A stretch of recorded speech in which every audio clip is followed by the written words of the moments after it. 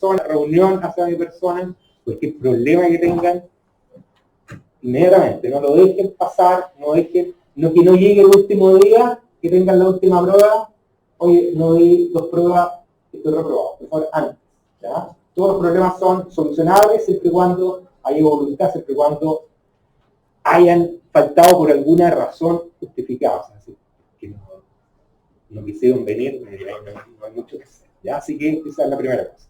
Mi nombre es Augusto Vargas, soy su jefe de carrera. Mario Salinas, que es el director de departamento, está en este momento haciendo clases en el primer piso, ¿ya? Así que también lo puedes contactar a él. Nos acompaña Marcela Cifuentes, que es nuestra secretaria de programa vespertino, y nos acompaña también Gladys Góngora, que es nuestra encargada, ¿no es cierto?, de todo lo que tiene que ver con asuntos económicos, financieros de los estudiantes, ¿ya? Así que, bueno, dispuestos a escucharlo, pero no ahora, porque ahora tienen clases con el profesor.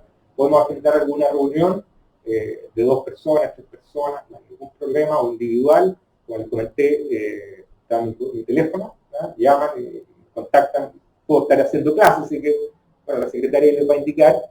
Y, ¿qué más? Bueno, desearles que les haya ido súper bien. Espero que no se desanimen. Sé que es re complicado estar a un régimen no presencial, habiendo estado 2 años muchos de ustedes trabajando, ¿ya? Nos habían enfrentado a, no como sus otros compañeros que llevan 1 año ya en clases virtuales, los que van a tercera llevan 2 años en clases virtuales, es un poquito más complicado. Ustedes a lo mejor no tanto, pero sí han tenido la experiencia de haber estado trabajando muchos de ustedes en forma remota. No sé si quieres comentar algo, Gladys, ¿no?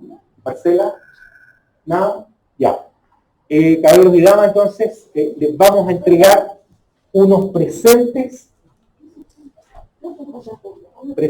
Acá, muchas gracias. Para que los se acuerden de su departamento, de sus carreras. Falta por acá. Por acá. Caballero. Y sigan estudiando química. A ver, ¿hay alguna pregunta rápida que podamos contestar antes que... ¿No? ¿Alguna inquietud así como rápida? ¿Algo apremiante? ¿Algo que los acongoje? ¿Algo que los asuste? La prueba.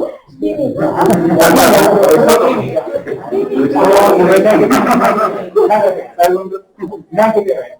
Excelente profesor, así que nada que ya lleva bastante tiempo con nosotros haciendo clases y los resultados hay que ponerle empeño, ¿sí?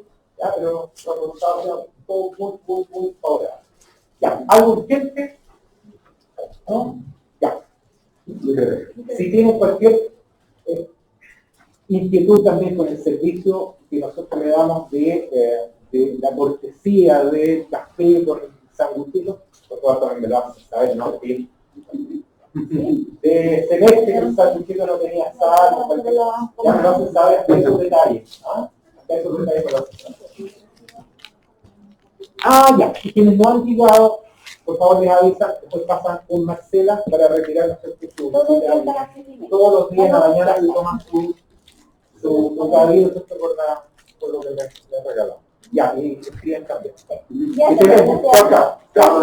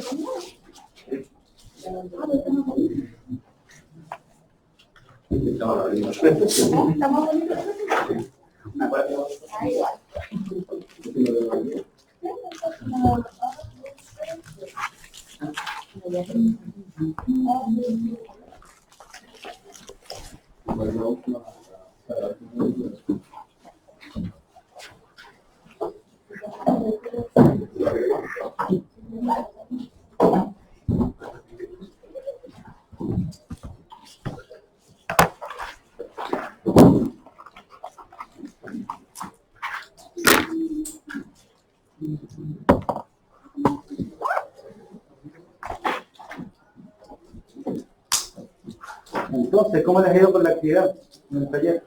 Sí. ¿Se puede hacer o no se puede hacer? O se puede, pero no le han dado el tiempo. Ese es. Hoy vamos a terminar entonces el capítulo número 3, no es tanto lo que nos falta. Entonces, ¿le voy a hacer una pregunta? Sí, adelante. Hola. Lo que yo no tengo muy claro es cuándo la partitura es o no es del efecto invernadero. ¿Por qué? Ya, sí. Porque civil, no tengo relación porque civil es como que no tengo esa parte. Perfecto. Por cierto, antes de responder, estaba pensando que a lo mejor puedo hacer una reunión por Zoom con el teléfono, cosa que quede la grabación de música.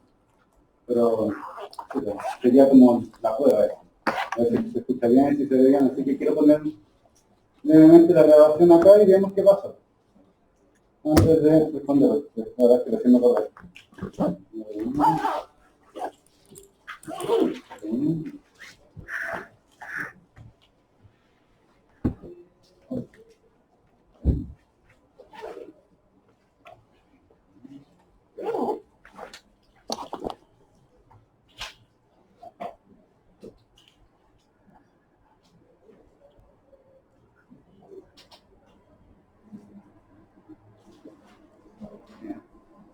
¿Me hacen el favor de dejarlo ahí como alguien? Bueno, ustedes lo votan mejor que yo, man. Y hay que empezar la grabación. A ver. No.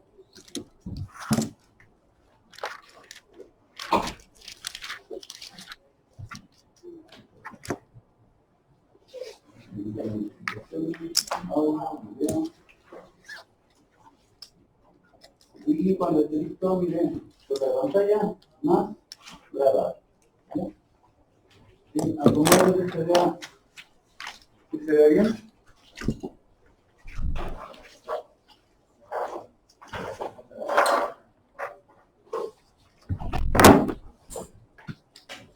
¿Verdad? Ya. Otra cosa, de nuevo, antes de empezar a responder, hay que las copias de nuevo de las tablas periódicas y también de esta tabla periódica, todos tienen, ¿cierto? Sí. Ya. Que no tenga, venga a sacar. Y esta hoja se la entregué también, ¿no? No. Esta es la misma tabla que proyectamos, pero para que la tengan más a uno.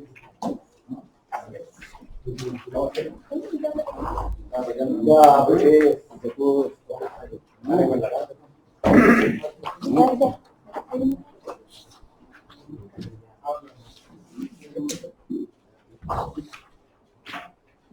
Vamos, el lineal.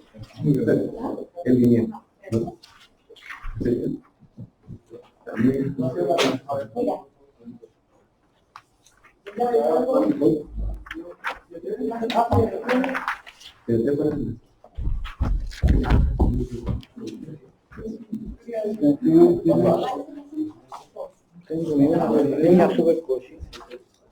Hija, vinieron a dar de esto. Tienes que pasar a la sala de proyectos, te dan una de nuevo una vez también. Tiene una tacita y una tacita. y unos lápices. Gracias. Tomen apunte de lo que sea necesario, si quieren al lado, se anotan, no sé, los ángulos, por ejemplo, de enlace, algún otro ejemplo que hayamos visto.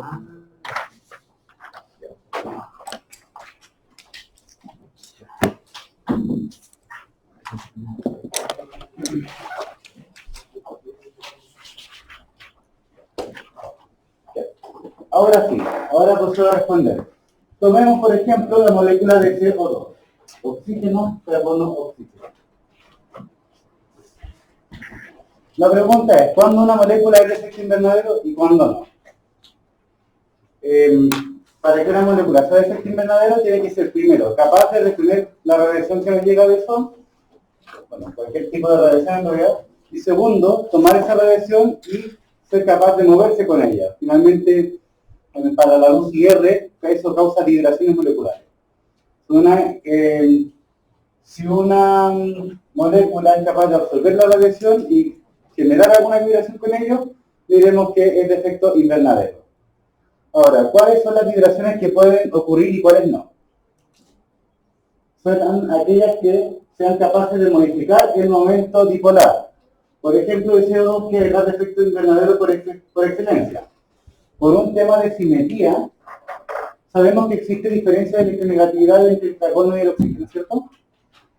Ponemos entonces acá la flechita apuntando al oxígeno con el positivo del carbono. Lo mismo cuento para acá, ¿cierto? Proyectamos la misma flechita, ahí más o menos de la misma longitud. Sumamos ahí, punta con cola, nos quedamos en el punto inicial. La molécula entonces, en su estado basal, en su estado relajado, es apolar, completamente apolar. ¿Qué pasa? Que nuestra molécula también, si nos imaginamos ahora una vibración, o sea, una distorsión de su geometría relajada, por decirlo de otra forma, por ejemplo, fijamos los oxígenos, pescamos el carbono y los tiramos hacia abajo, así, así, ahí. ¿Cómo queda el momento dipolar ahora? Queda así, ¿cierto? ¿Cómo queda el momento dipolar? Justamente. Tomamos esto, supuestamente del mismo largo, ahí ustedes tienen buena imaginación, nos queda una recta hacia arriba. ¿Cierto? ¿Qué significa esto? Recordemos que la luz es una radiación, es una onda, electromagnética. Una onda, o sea, una sacudida del campo electromagnético. ¿Qué es lo que mueve esa onda? Lo mismo que ustedes cuando toman la alfombra y la sacuden, se levanta todo el polvo, ¿cierto? El polvo ahí se sacude, todas las partículas que están ahí. Una onda electromagnética lo que mueve son todo lo que tenga carga. Los electrones, los protones, todo, y la molécula de por sí también tiene una distribución de carga. Entonces, podríamos decir que, como parte de estar quieta, a estar así en un estado como que se distribuyen las cargas de otra forma, podríamos decir que esto sí es capaz de responder ante una sacudida, ante una onda electromagnética. Una onda es capaz de causar este movimiento, por el solo hecho de que cambió el momento dipolar. Por lo tanto, esta vibración se puede activar con luz con luz infrarroja y sería gas de efecto invernadero, porque es capaz de vibrar ante la radiación. ¿Se entendió ahora? Se entendió, pero lo que no me queda claro es cómo distinguimos cuando una puede vibrar o no. Porque básicamente, lo que les pido es que hagan un ejemplo de vibración que cambie el momento dipolar. ya, porque, por ejemplo, la partícula que nos tocó aquí a nosotros en especial, yo busqué en el libro y en algunos lados y decía que no generaba efectos invernaderos, sino más bien era como de manera secundaria, porque reaccionaba con otros, pero no decía específica. Pero si uno lo mira así, efectivamente puede generar vibraciones. Sí. Pero lo que dice del otro lado es que no es parte del efecto invernadero. ¿Qué molécula le tocó? Dióxido de azufre. El SO2, ¿cierto?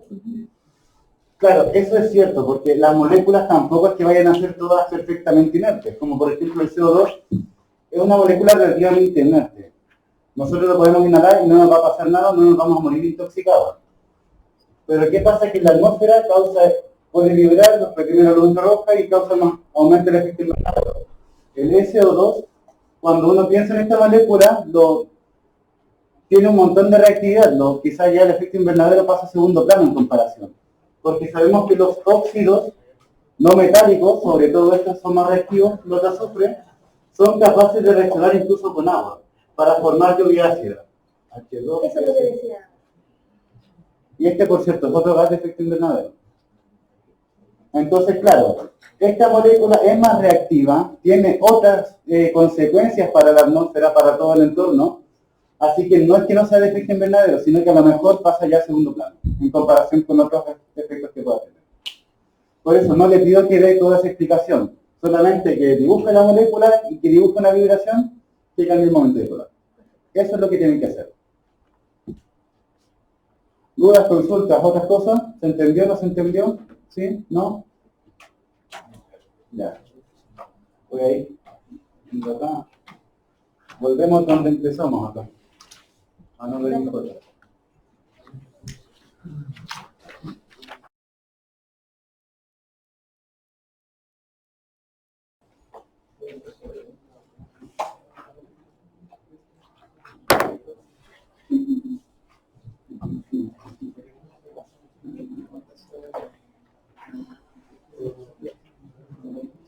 buena noticia, compré un puntero nuevo. Ahora sí lo van a ver. Es que lo ven que el otro estaba prácticamente sin uso, estaba nuevo. Oye, ¿salió malo o no? Y donde lo compré hace tiempo, antes de la pandemia, ya que voy a reclamar. ¿A quién lo voy a reclamar? Claro. Aquí la tienda.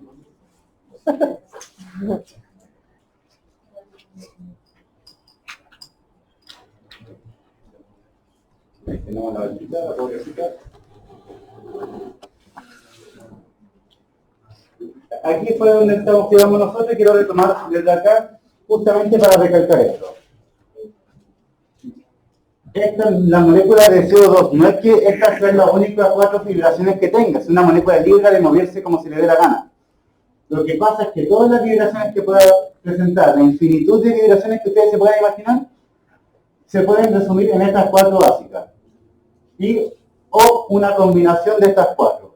Por ejemplo, que esto esté pasando al mismo tiempo que lo mejor que lo de acá, pero a lo mejor esto se nota más, no sé, como 2 de esto más 1 de eso, por decir algo así. Esta es como la base de las vibraciones de CO2. Tampoco les pido a ustedes que describan la base ni cuántas vibraciones se le ocurra, solamente una de ejemplo. Y basta, con eso basta. Entonces, la vibración A no es activada por la absorción de luz y R. Acá no basta con que pongan cualquier cosa, sino que tienen que demostrar que cambie el momento dipolar. Porque ¿qué pasaba con esa vibración en particular? La A, que era el estiramiento cinético. O sea que tengo el carbono fijo, pesco los 2 oxígenos y los tiro al mismo tiempo para cada lado. ¿Qué pasaba en este caso?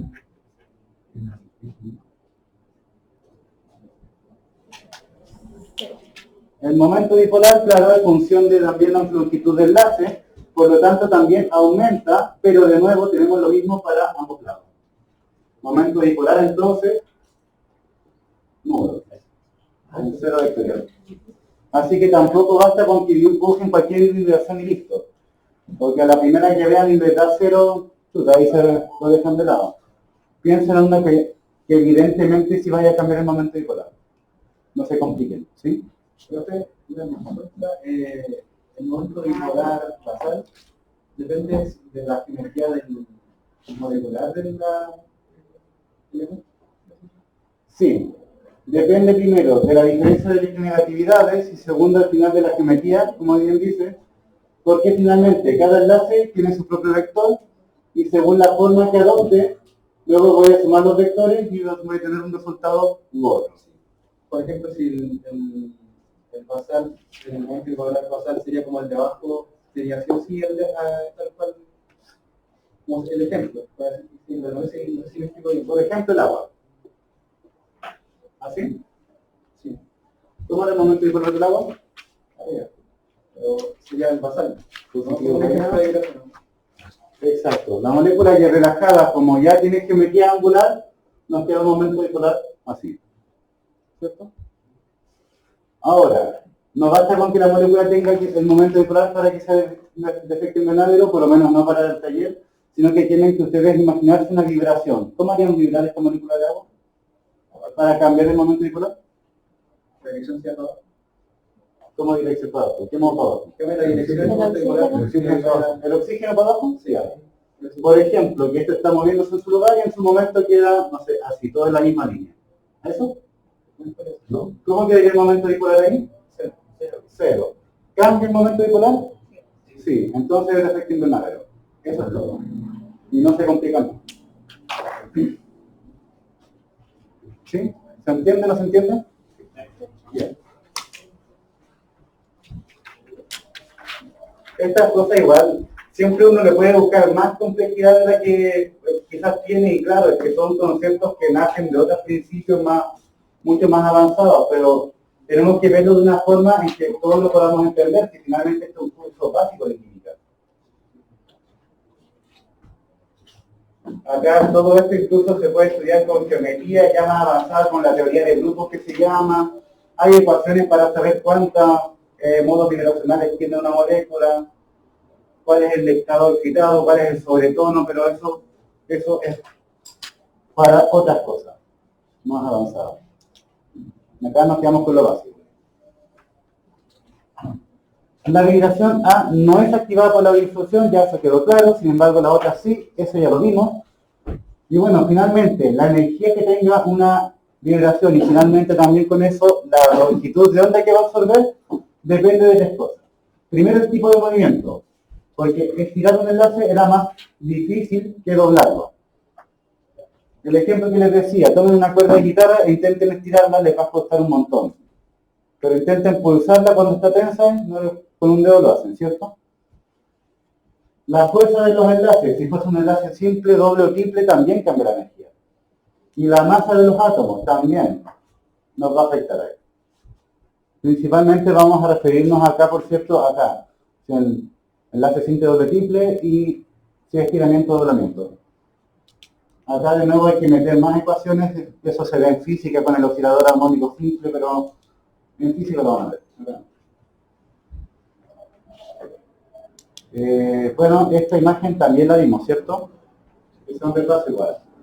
Recordemos que acá el momento dipolar es función del largo del enlace y también de la diferencia de electronegatividad. Por eso es que acá nosotros dijimos, la diferencia es la misma que está arriba, pero como el enlace se estiró, el momento creció. ¿Sí? Acá igual podríamos decir que el enlace se va haciendo más largo, pero la diferencia disminuye con mucho más velocidad. Por eso es que queda finalmente una molécula prácticamente polar. La simulación, creo que esa se la mostré. ¿No? Ahí, ¿no? ¿Sí? Volvimos acá. Y creo que terminamos como por acá viendo este gráfico. Este gráfico donde salían estas bandas. ¿Qué significa este gráfico? Tenemos una muestra, la atravesamos con un haz de luz, con un láser así. Tenemos la muestra en medio. Y lo que estamos midiendo es cuánta luz logra atravesar la muestra. ¿Qué pasa? Que acá está atravesándola casi el 100%. Tenemos un ruido de fondo solamente. De pronto empieza a caer la intensidad de esa luz que atraviesa la muestra. ¿Qué significa eso? Que la muestra, en este caso el CO2, está absorbiendo la luz. Y si la está absorbiendo es porque algún efecto está causando. Como es luz infrarroja, sabemos que es una vibración. Tenemos una vibración por acá, deja de absorber, otra vibración por acá. Y luego tenemos que saber que a menor longitud de onda, o sea, mayor energía, ¿qué pasaba? ¿Qué vibración se activaba? Lo dijimos recién delante, ¿cierto? La cuerda de guitarra. Mayor energía, el estiramiento. Menor energía, el doblamiento, ¿cierto? No vamos a entrar en detalle de poner más vibraciones ni nada. Simplemente vamos a separar así. Estirar, doblar. Eso es una regla que se cumple en general con todas las moléculas. Una así la puede identificar, de hecho. De pronto aparece una banda y la otra no, entonces descarto que sea CO2, por ejemplo. Y repito acá, la longitud de onda. A menor longitud de onda era mayor energía, ¿se acuerdan? Eso lo vimos en una ecuación del capítulo 2. Y hicimos ejercicio con eso también. Ya, pasamos acá el ciclo del carbono y por acá fue donde fuimos terminando, donde aproximadamente 150 gigatoneladas de carbono pasan a la atmósfera cada año, pero todo esto está en un ciclo natural. Por cierto, está grabando. ¿Lo puedo revisar? ¿Sí? Ahí. ¿Y se ve bien?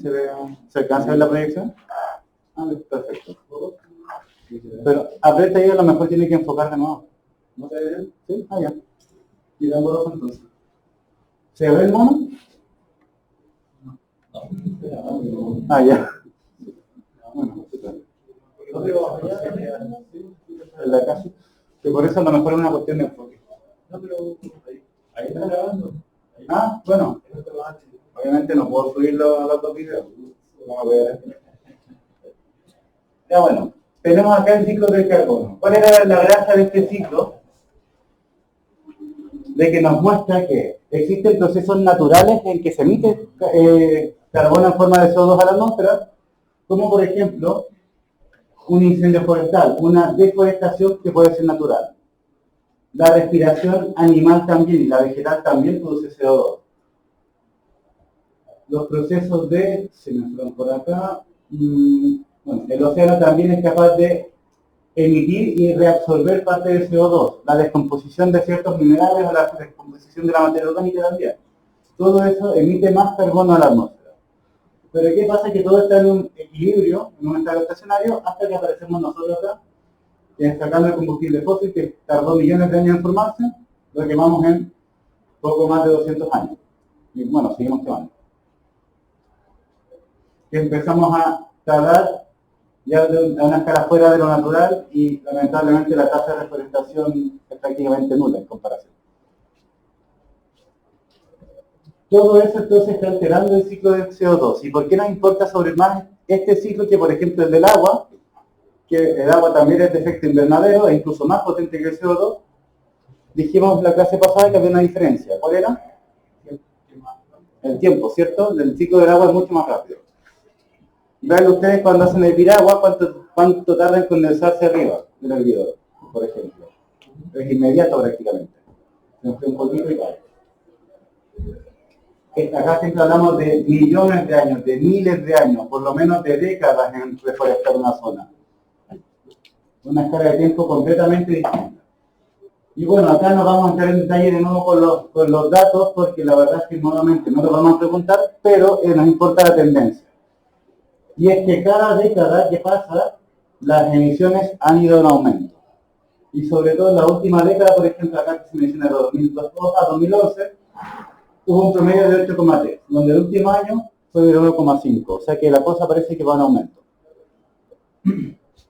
También podemos cuantificar cuánto se emite por el cambio de uso de suelo. Tomar un terreno que antes era un terreno virgen, poner una plantación y después sacar la plantación y poner una casa. Y ya eliminar las plantaciones. Toda esa vegetación que muere y toda la fauna que estaba ahí también ya lamentablemente pasa a formar carbono en la atmósfera, en forma de CO2. No es que uno tome la plantita y la mueva a otra parte, desgraciadamente. Así funcionan las cosas. De estas emisiones de CO2 antropógenas acumuladas, se han acumulado 140 gigatoneladas en la atmósfera, etcétera. Lo que queremos llegar acá, que esto lo paso rápido porque ya lo vimos, es llegar a cuantificar, por ejemplo, cuánta masa de CO2 contiene una masa de 4 gigatoneladas de carbono. Porque estamos hablando de cosas distintas. Carbono, CO2. Acá le estoy sumando 2 oxígenos. Y hasta ahora todos los datos que hemos visto son gigatoneladas de carbono. Entonces, la gracia es que a través de la química y a través de la estequiometría, nosotros vamos a poder hacer las relaciones entre cuánto se quema, cuánto se produce. Y bueno, finalmente la estequiometría, a mí me gusta decir que es una palabra complicada para una idea súper simple, que son solamente proporciones. Vamos a recurrir luego a la escala de masas atómicas, del numerito que está en su tabla periódica. ¿Dónde sería? Por ahí, por ejemplo, en lo más abajo. Si por ejemplo, voy a borrar ahí.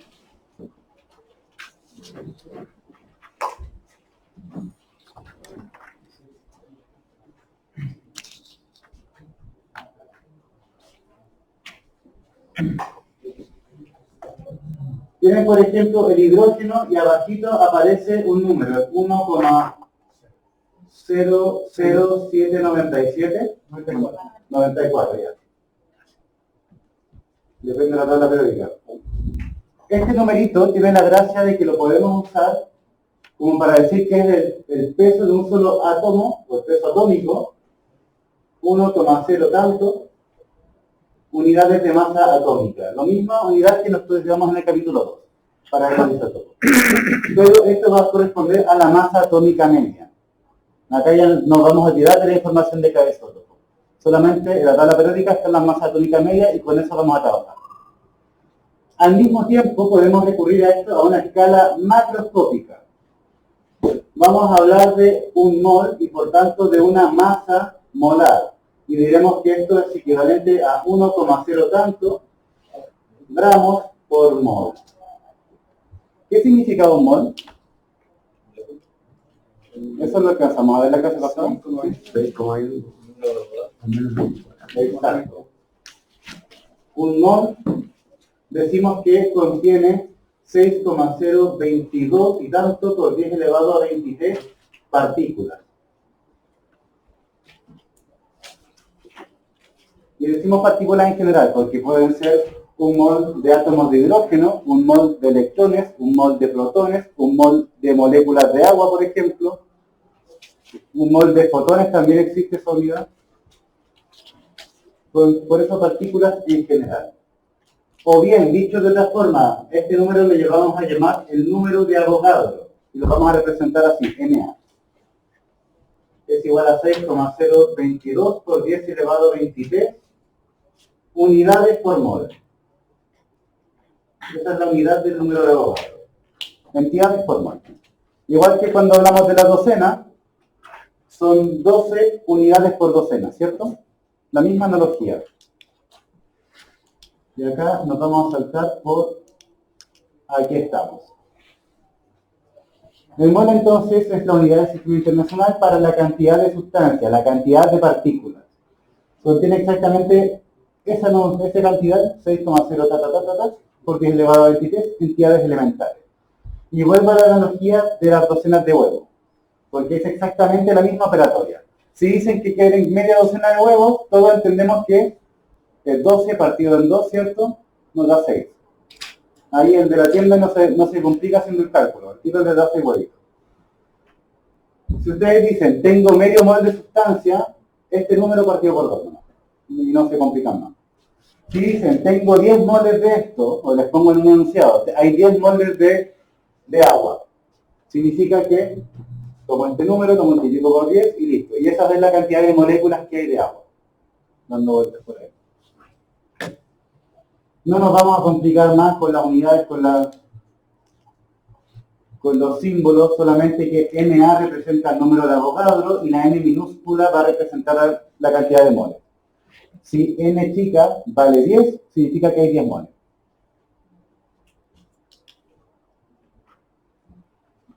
¿Esta operación la alcanzamos a revisar o no? La verdad es que no recuerdo bien. Creo que no. Rápidamente. Les puse acá unos ejercicios de pasar de moles de gramos a UMA y viceversa.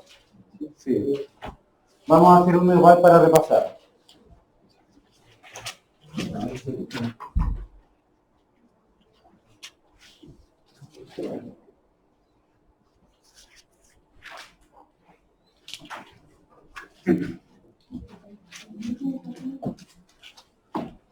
Hay que fijarse acá en la unidad que tiene esto, la masa molar, son los gramos por unidad de mol, los gramos contenidos en un mol.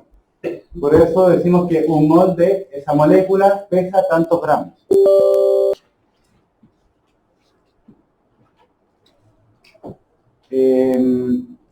Tomando ahí la última línea que dice, justamente la que apunté, un mol de eso pesa 176,08 gramos y contiene tantas moléculas.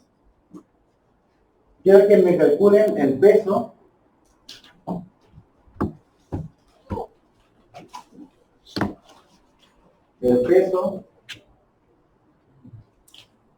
en gramos de una molécula de esa cosa, C6H8O6.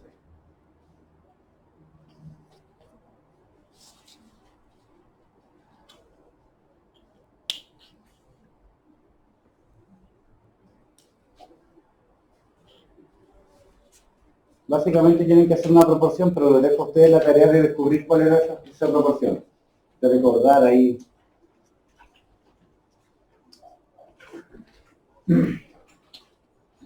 Por cierto, creo que alguien llegó tarde y estaba distraído hablando, así que aprovecho de preguntar. ¿Todos tienen la tabla periódica y esta tabla? ¿Alguien no la tiene? Ya. ¿Cuál?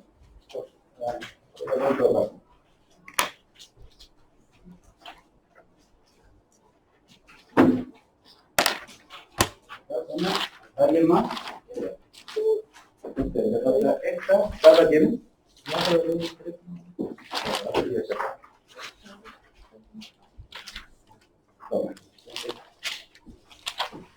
¿Alguien más? ¿Qué les falta? ¿Tabla o...?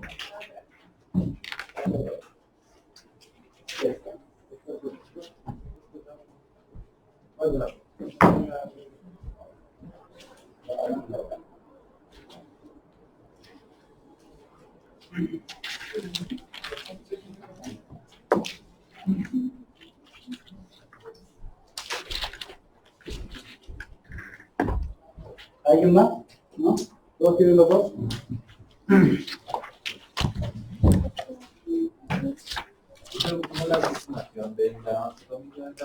3 cifras nomás. O sea que este número es como 176. Por cierto, esta sería la masa molar, por si no se lo encuentran. ¿Cuántos gramos en un mol?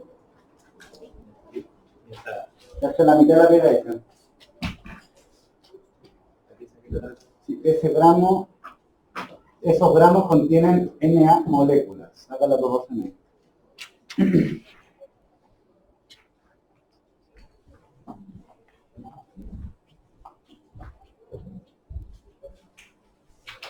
Me da permiso que quiero ver cómo...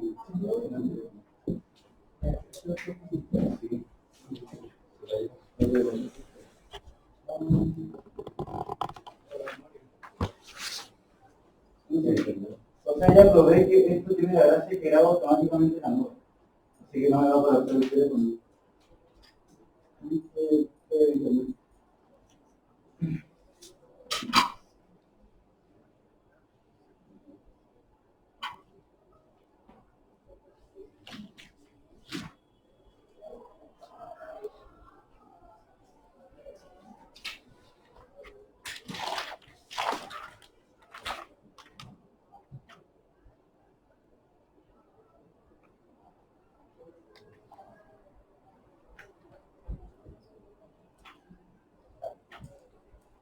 Perdón, ya.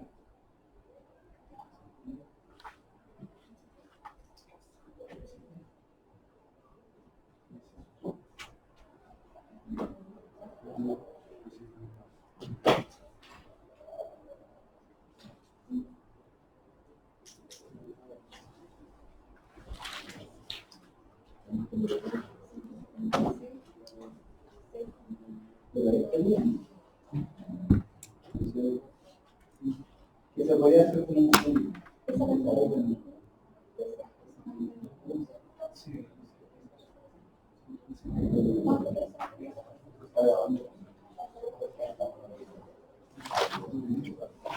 ¿Qué tal la aplicación? Es que lo quería grabar así directamente para no tener que estar pasando el video. No me queda la nota.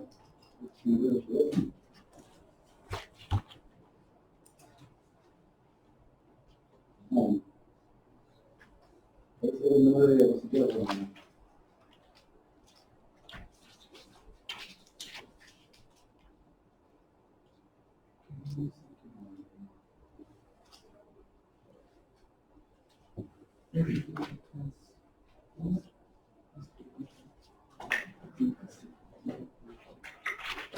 ¿Lo calcularon?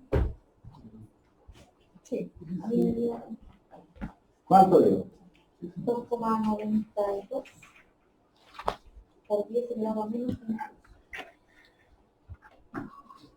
¿Con qué unidad?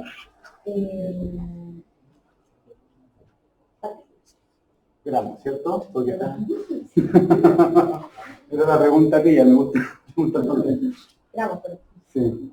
Y claro, había que hacer simplemente la proporción. Esa masa, 176,08, contienen Na moléculas, o sea, disculpen acá esto en gramos.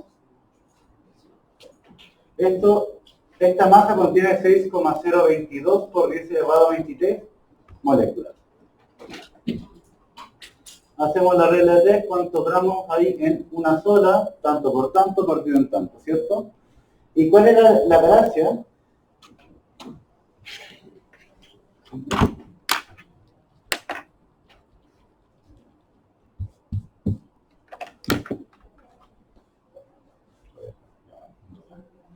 ¿Cuál es la gracia de esto? Es que al parecer nos dan dos números bastante distintos, pero de nuevo, nosotros podemos volver a usar indistintamente el mismo número para expresarlo en UMA y el mismo número para expresar en gramos. ¿Y por qué?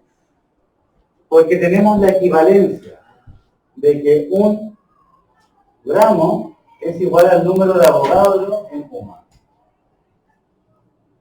Porque un gramo equivale a 6,0 tanto por 10 elevado a 23 UMA.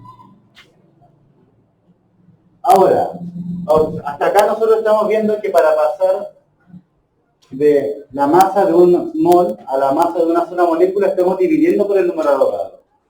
Si ustedes luego quieren pasar a UMA, tenemos que multiplicar por 6,022 por 10 elevado a 23 unidades de masa atómica contenidas en un gramo. Por eso es que usamos el mismo número, porque como pueden ver, se simplifica. Y nos queda el mismo número, pero expresado en UMA. Esa es la gracia que tiene.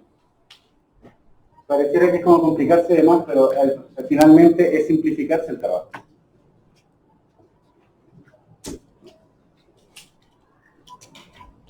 Por cierto, esto lo voy a enmarcar para que se note que esa era la respuesta. Y esto, bueno, un extra. ¿Se entiende o no se entiende? ¿Se entiende la relación? Finalmente son dos unidades de masa, pero hechas para escalas bien distintas.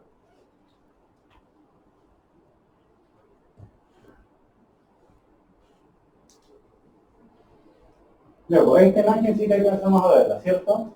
Acá tenemos distintas cantidades de cobre, de aluminio, de plomo, azufre, plomo y magnesio.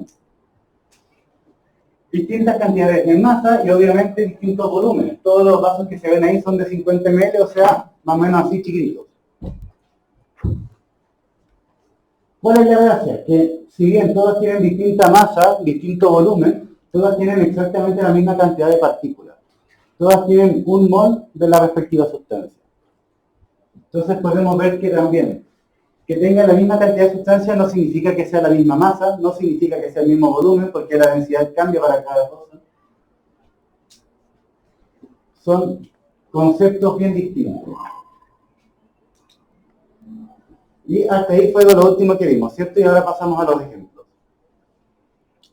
Hasta acá, por cierto, ¿alguna duda, algo?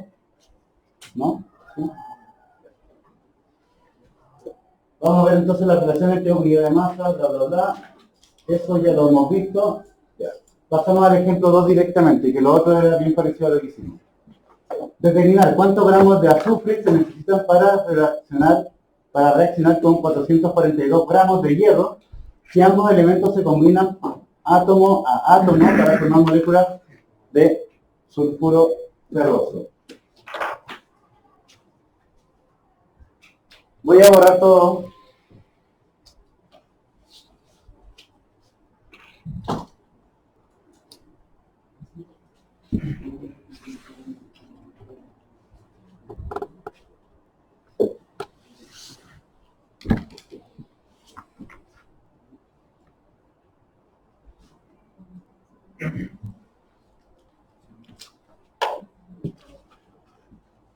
Lo primero es traducir el texto a algo que podemos resolver. Nos estamos pidiendo cuánto azufre necesito para que reaccione con hierro y formar FeS, ¿cierto? Primera cosa, intentar identificar la reacción que está entre medio. Usualmente igual le voy a dar la reacción lista para que no pierda un tiempo en esto. Segunda cosa, ¿qué datos nos dan? Nos preguntan por la masa de azufre, masa en gramos. Acá tenemos unos incógnitos, los dejaré como M solamente. Para reaccionar con 442 gramos de hierro. Si está ocurriendo esta reacción. Acá vamos a empezar a armar una tabla hacia abajo que la usaremos para todas las preguntas que sean de estequiometría. Vamos a ver cómo se hacen las relaciones estequiométricas con esta tabla. Y luego, cuando tengamos ya la tabla analizada, lo resumimos en una sola ecuación. Esto le llamaremos la masa inicial, porque es la masa que tenemos antes de la reacción. Me preguntan, ¿cuánto necesito para que reaccione con esto? Aún no pasa nada, ¿cierto? Segunda cosa, La masa de por sí no nos sirve. Tenemos que hacer la relación en moles. Porque la estequiometría, ¿qué es lo que nos dice? Un átomo reacciona con un átomo para formar una molécula. Si quieren, 10 reaccionan con 10 para formar 10. 20 con 20 y forman 20. Un mol con un mol para formar un mol. Entonces la masa de por sí no nos sirve. Tenemos que pasar la masa a moles. ¿Y cómo se pasa de masa a moles? La fórmula que usaremos será simplemente la definición de la masa molar, que recordemos que es la masa contenida por unidad de mol. Para acordarse de la fórmula, simplemente recuerden que tiene unidad de gramos por mol, ¿cierto? Masa partido en los moles. Entonces, lo primero que necesitamos buscar es la masa molar del azufre, del hierro, y bueno, de este no va a hacer falta para este ejercicio. Entonces, voy a agregar aquí entre medio la masa molar. ¿Cuánto es la masa molar del azufre? 32,066. 66. Tenemos como una más con tres cifras. ¿Del hierro? 85.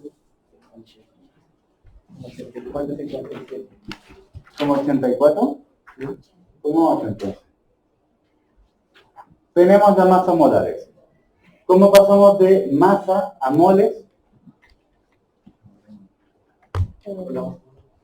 Ya, ¿y qué hacemos con la masa molar? Se divide por el número de No, de monomoles, ¿cierto? Paso multiplicando, esto paso dividiendo, masa sobre masa molar. ¿Cuánto da?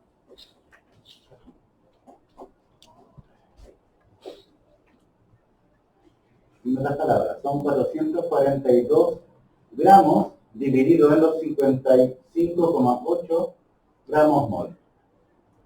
Se me van los gramos, quedan los moles arriba.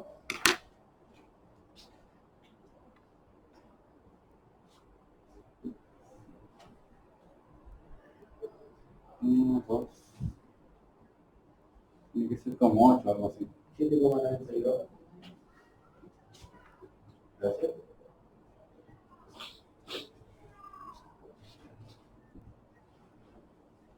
Siguiente cosa, quizás va a parecer un poquito redundante para este ejercicio, pero agregamos otra fila que va a ser los moles que reaccionan. Esa es una R.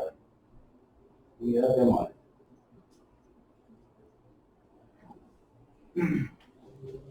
Ya vamos a ver que en el próximo ejercicio que sí es necesario agregar esta fila de ahí.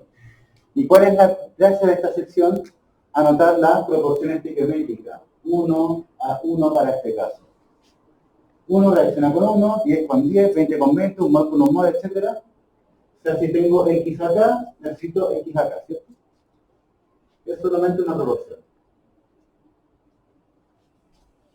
Como quiero que todo reaccione, o por lo menos eso se puede entender del ejercicio, cuánto de esto necesito para reaccionar con tanto, ¿cierto? Quiero que todo eso reaccione. Entonces, pongo acá, ¿cuántos moles reaccionan? Todo. 7,92. ¿Sí? Por estequiometría, 1 a 1, como 7,92 esa. 7,9. La misma, ¿cierto? Necesito entonces 7,92 moles. Eso entonces lo vamos a anotar arriba para este caso porque es lo que había al principio. No me dicen que haya más, ni que haya menos, ni nada.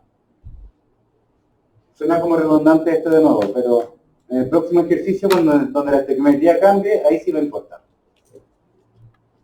Por último, si sé que tengo 7,92 moles, ¿cuánta masa tengo? Tengo los moles, tengo la masa molar, despejo la masa, ¿cierto?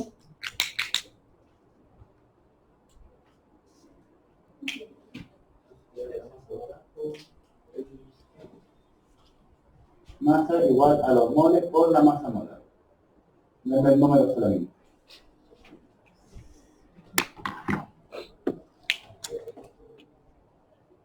Como 92 por 32. 32 por 8.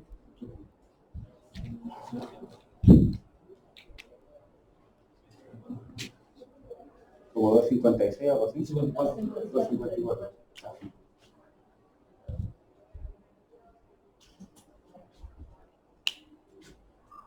Véanlo, analícenlo, pregunten, porque veo muchas caras de duda.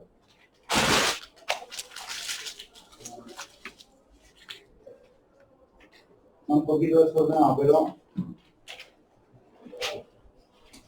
siempre digo, lo que me ha hecho de menos desde las clases virtuales es hacer líneas perfectamente rectas.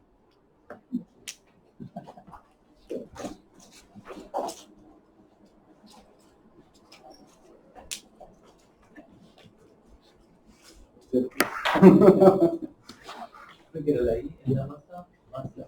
La masa inicial, moles iniciales, moles que reaccionan. Esta tabla luego la haremos crecer hacia abajo cuando corresponda. Pondremos ahí cuánto queda al final, cuánto es la masa final.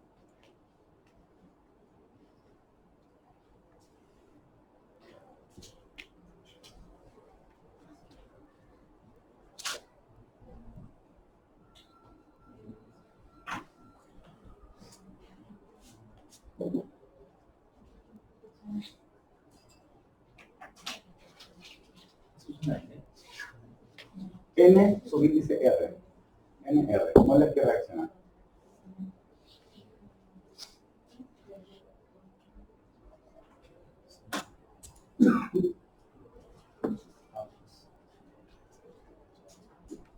Profe, ¿Sí?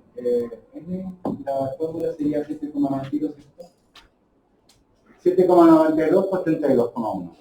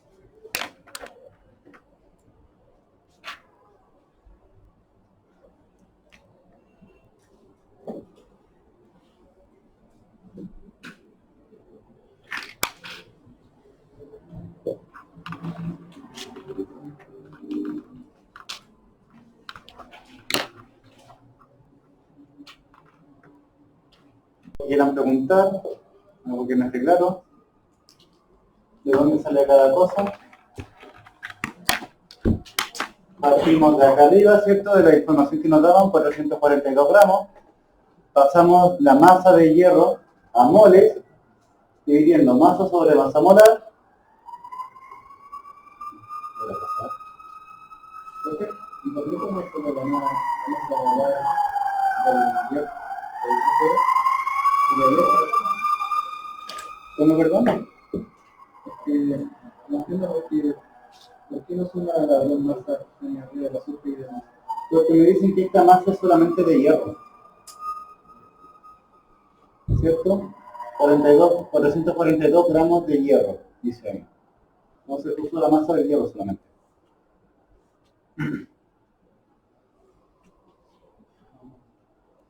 Pero la información del 442. Segunda línea.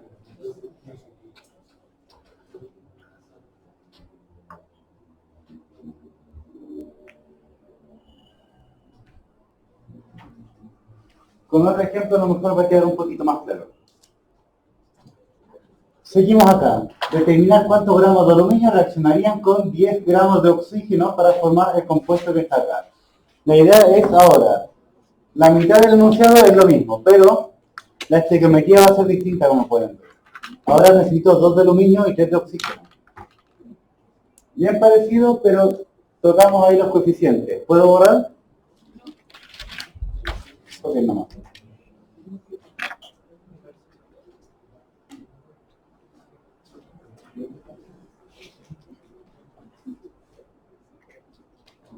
En todo caso puedo ponerlo ahí, más al otro lado.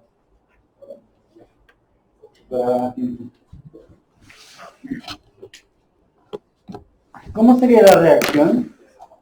Esta vez lo dicen ustedes.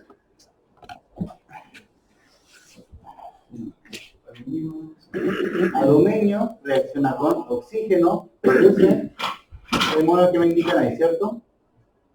2 y 3 acá. Necesitamos entonces, como nos da la masa, requerimos de la masa molar en gramos mol. La masa inicial es el dato que nos dan, ¿cierto? Como es pregunta de estequiometría, hay que pasar de masa a moles. Moles iniciales, moles que reaccionan.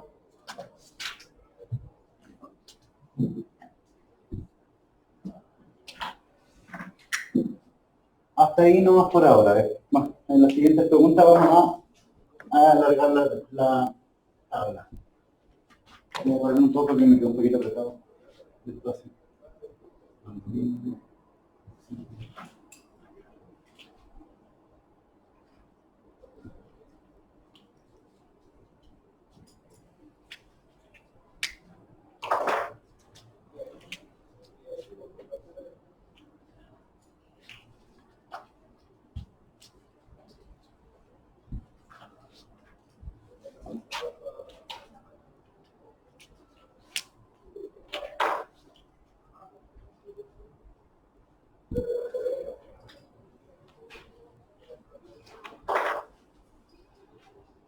La primera cosa que tienen que hacer para resolver esto es balancear la reacción. Vean ahí, ¿cuántos átomos de aluminio hay? ¿Cuántos de oxígeno hay? ¿Y el resto lo hacen por su cuenta o lo hacemos como ejemplo nuevamente? Ya.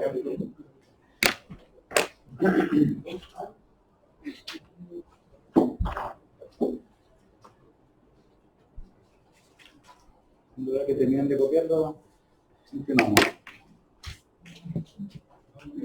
Ya. ¿Cómo queda la ecuación balanceada? 2 y 3. 2 y 3, ¿cierto? ¿Qué sigue? Las masas molares. 27. Aproximado. 27. 27,0. Mejoramos. Más simple.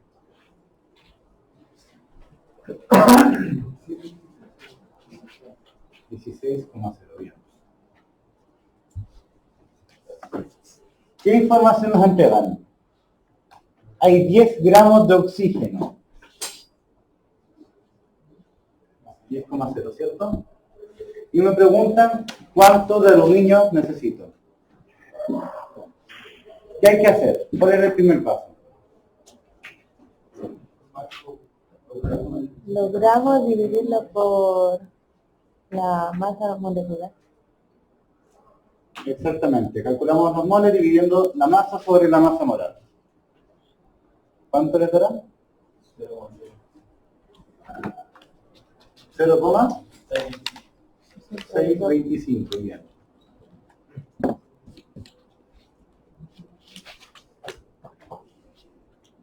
Luego, la siguiente sección, esta vez se nos va a cambiar. Delante era un poquito aburrido, pero ahora tenemos la proporción 2 a 3. 20 con 30. 2x con 3x, ¿cierto?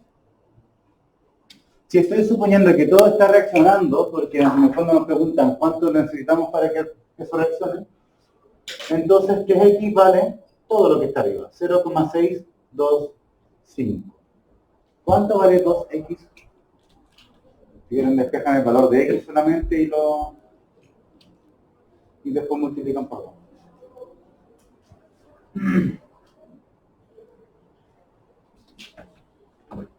0,41. ¿Cómo? Claro, es como despejar acá x. ¿Qué pasó? 0,41.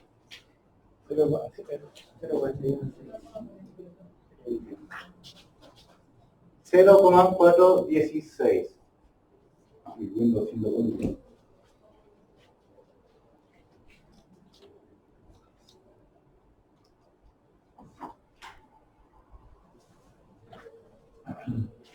Perfecto, entonces, ¿cuántos moles había al principio de aluminio? Por ahora podríamos decir que es lo mismo, porque es lo que necesitamos para que eso reaccione. Luego veremos ejercicios donde no es exactamente lo mismo. Y si tengo los moles, ¿qué hago para calcular la masa? Multiplicarlo por la masa molecular. Exactamente. Lo mismo de delante, pero esta vez cambiamos la estequiometría. Subimos la dificultad un poquito más.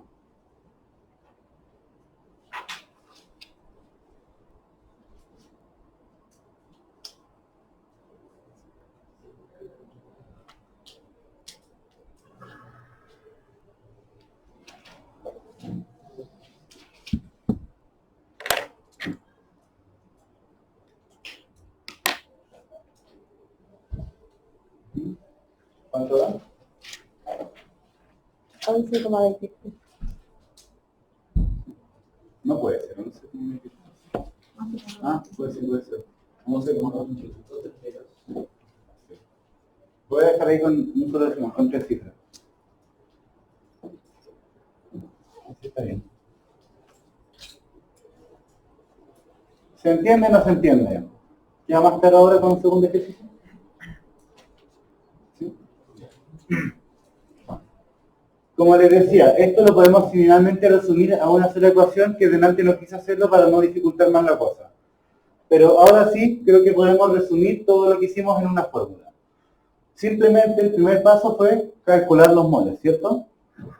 Para eso dividimos la masa dividido en la masa molar, o sea, los 16,0 gramos mol. ¿Cierto? Segundo, aplicamos la proporción estequiométrica. Dividimos por 3 y multiplicamos por 2, ¿cierto? Lo voy a poner en rojo para que se note que es el numerito de ahí. Dividimos por 3, multiplicamos por 2. Dividimos por el propio coeficiente y multiplicamos por el que nos interesa. O si quieren como regla de 3.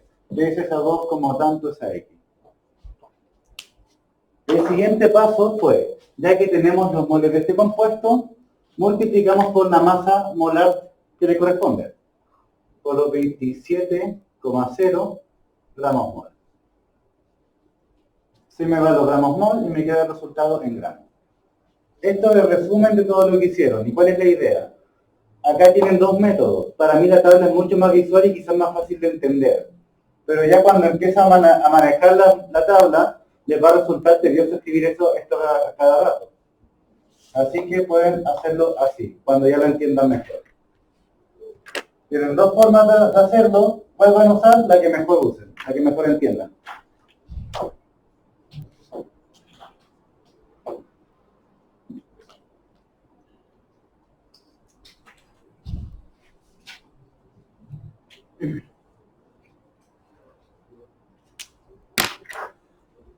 Copien, analícenlo, pregunten antes de continuar. ¿Sí?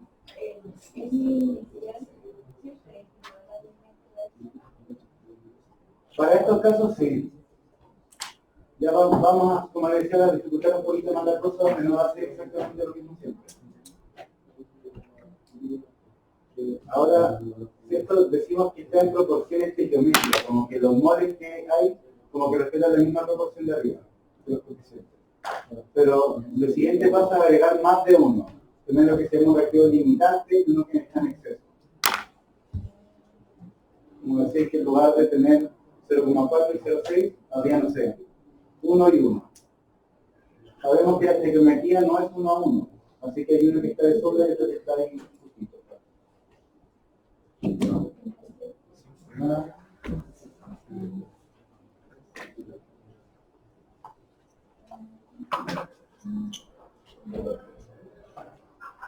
Entonces, 0,426. Este es el resultado acá, de despejar el valor de x y multiplicar por 2. Despeje acá, x va a valer 0,208 por 2, 0,416.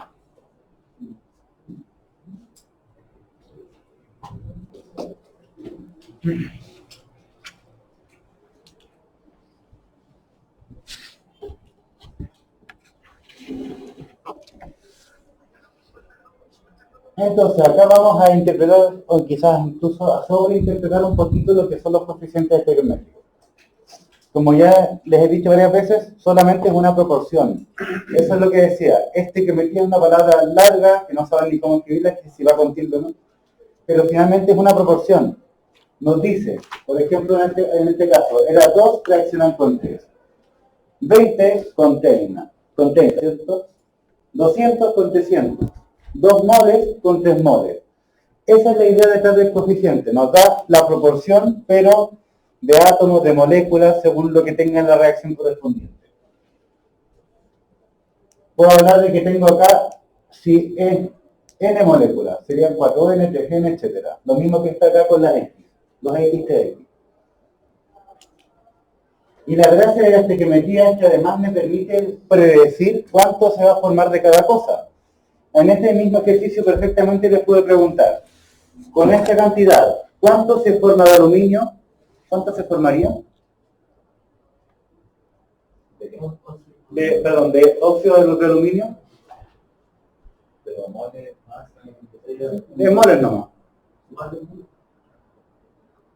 ¿No? ¿Qué nos dice la estequiometría? 21,2. Ah, no. Pero no dice. Sí, pero en los moles, ¿cuántos moles se forman? ¿Qué nos dice la estequiometría nuevamente? Si reaccionan antes acá de oxígeno, se forma uno allá. Si reaccionaron 0,625, ¿cuánto se forma acá? 3 es a 1, como tanto es a... No es lo mismo. 3 es a 1, como 3x es a una sola x, ¿cierto?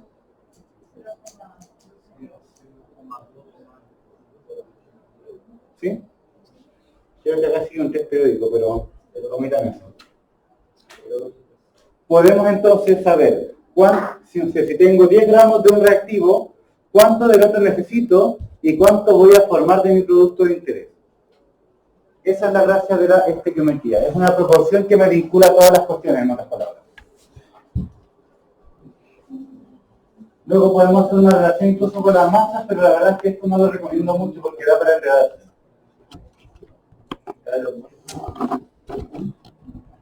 ¿Dónde? Acá. 4 moles, 3 moles, 2 moles y 6 moles. Eso sí está bien.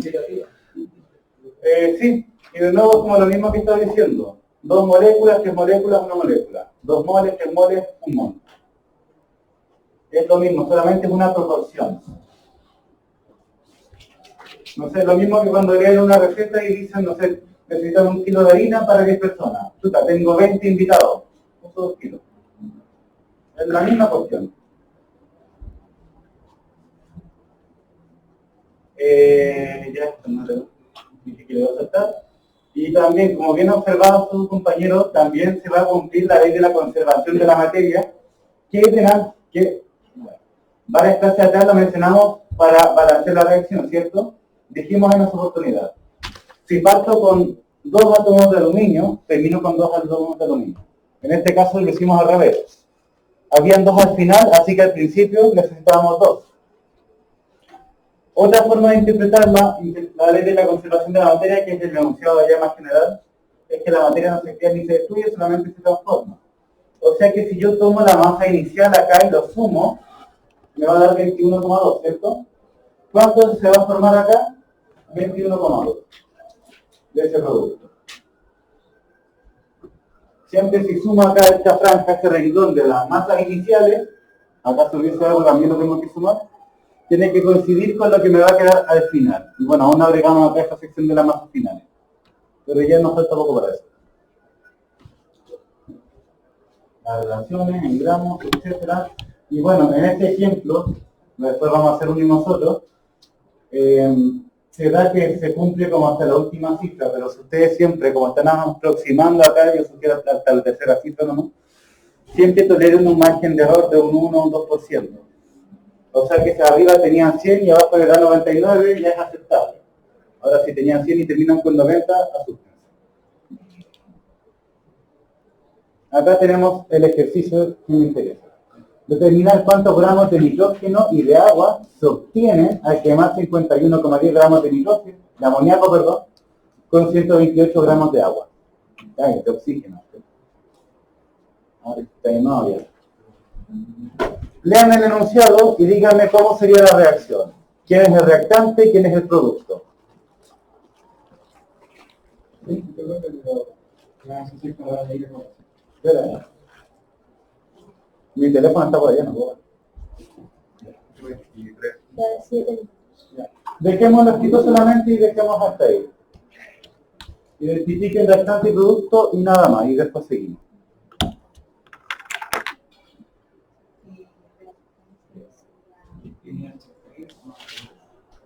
Es bastante Es otro reactante, ¿cierto? Algo me está faltando ahí. ¿Y producto?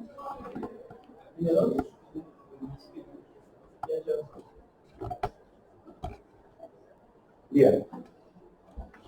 Lo mismo, partimos con la masa molar, en gramos mol.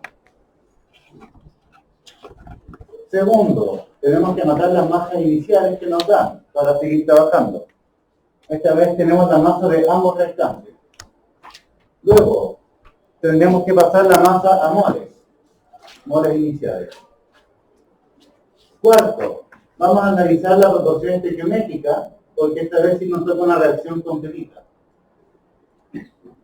Quinto, luego de la reacción veremos qué nos queda al final. Tenemos entonces los moles finales, ahora sí. Y por último, nos están preguntando por la masa, ¿cierto? La masa que se produce de tal y tal cosa. Entonces estos moles finales hay que pasarlos a gramos finales. Masa final. Ahí tenemos ya la tabla completa.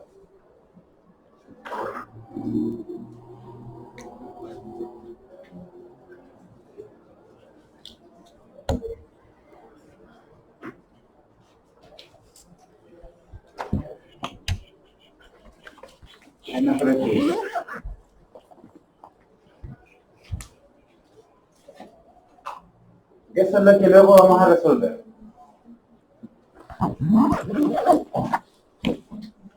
Entonces, básicamente lo que hice ahora fue analizar la información y decir los pasos que tenemos que seguir. Partimos de la masa inicial de los reactantes, tenemos que calcular los moles, para eso requerimos la masa molar, ¿cierto? Ya con eso vamos a analizar la proporción estequiométrica, luego tenemos que balancear la reacción, ¿cierto? Tanto a tanto. Luego vamos a ver cuánto queda al final de cada cosa y de esos moles lo pasamos a masa. Esa es la idea también, ir ordenando las ideas.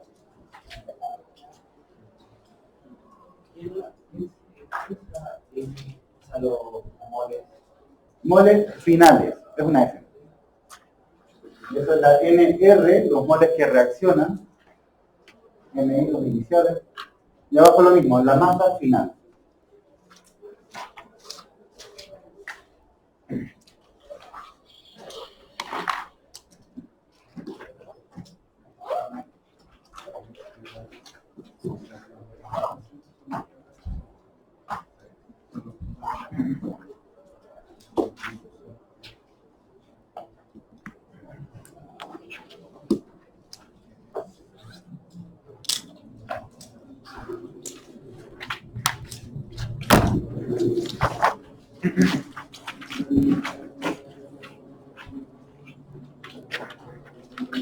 Por cierto, no nos queda tanto de esta unidad, ya solamente hacer estos ejercicios, verificar que la materia sea igual arriba y abajo, y terminamos.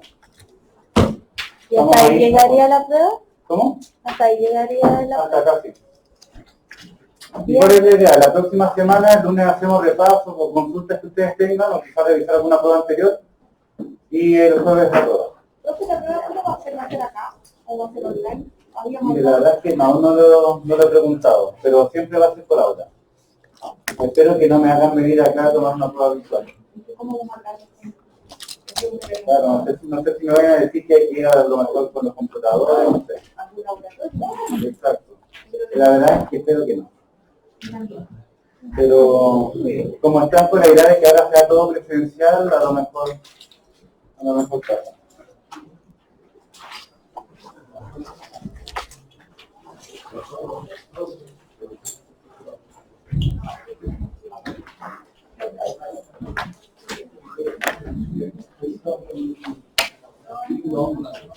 Ya.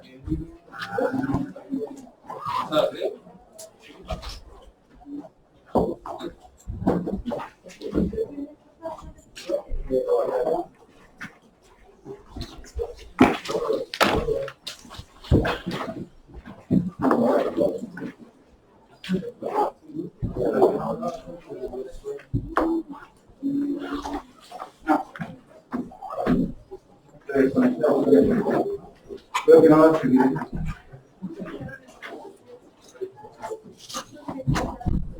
La verdad es como que era la grabación, pero creo que no va a servir. Pero acá cuando están grabando. Sí.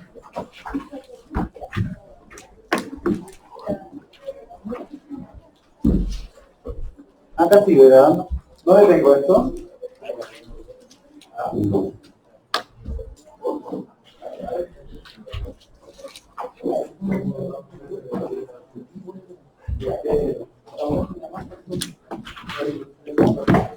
No, porque como le decía, acá está la masa tónica media.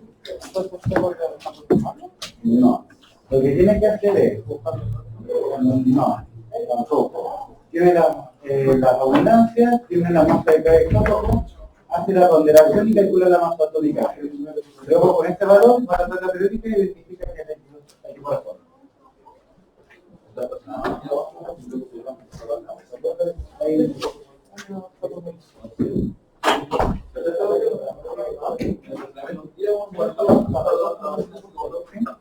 Me quería matar, chula.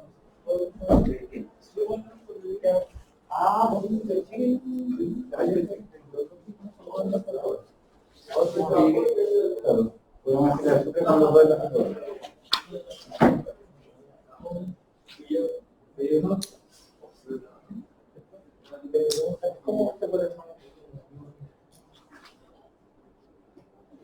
Dije que buscar la negatividad en la página. El oxígeno en todo caso tenía electronegatividad, si no me equivoco, era 3,44 y el azufre 2,96. Confirmen las cosas. Eso es todo.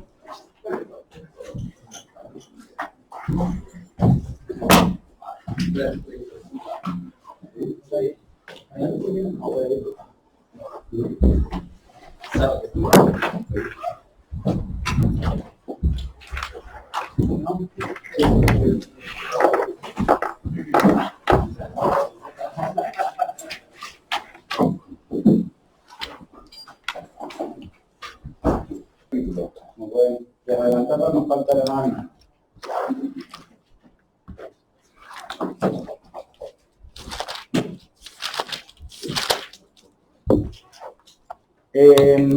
Bueno, seguimos con el ejercicio que comenzamos delante. Estamos quemando amoníaco con oxígeno y como productos tenemos nitrógeno y agua. Con eso armamos la reacción química, ¿cierto? Siguiente paso es balancear la reacción. ¿Cómo quedaría? 4, 3, 2, 6. 4, 3, 2, 6.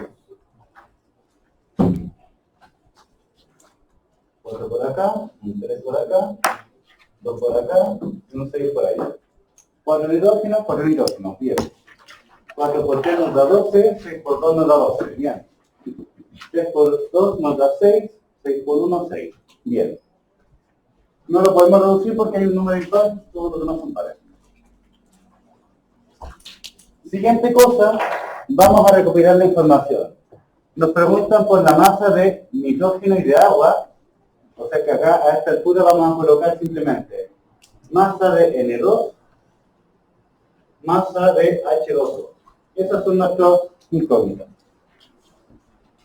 ¿Cuántas opciones hay? Se obtiene aquí va 51,10 gramos de amoníaco, 51,10 gramos de amoníaco, con 128,00 gramos de oxígeno. Eso es lo que nos dan y nos preguntan acá. Primera cosa, bueno, luego de balancear y de recuperar la información, lo que sigue es calcular las masas molares. Porque como ya adelantábamos, hay que pasar de masa a moles. ¿Cuánto es la masa molar del NH3? 17. 17, ¿cierto? ¿El oxígeno? ¿Cuánto? 32, ¿cierto? Más 0 creo que sería el 15,99 y tanto, ¿cierto? Sí. Aproximado 16 por 32. Pero acá se refería a 17,1. ¿No?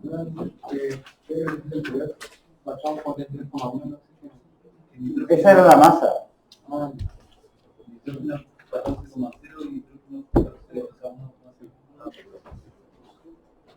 ¿Y de nitrógeno? 28. 28, ¿cierto?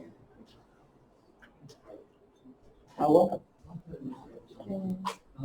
Agua. 18. 18, ¿cierto? Coma 0 y coma 0, porque ambos estos son presentes. Ya. Un error común que espero que jamás cometan es decir que, por ejemplo, la masa de acá es 28 por 2,56. El coeficiente estequiométrico acá no tiene nada que ver, ¿ya? En esta sección nada que ver el coeficiente. Pero he visto que muchas personas tienen esa confusión de que multiplican el coeficiente por la masa molar, y eso no se hace. El agua tiene la misma masa molar independiente de la reacción en que esté. Incluso si no está en ninguna reacción, si hablamos del agua, su masa molar siempre es 18. Ya. Tenemos entonces toda la información que nos dan y que necesitamos. ¿Qué es lo que sigue? Calculemos los moles. ¿Cuánto de acá? En la masa de...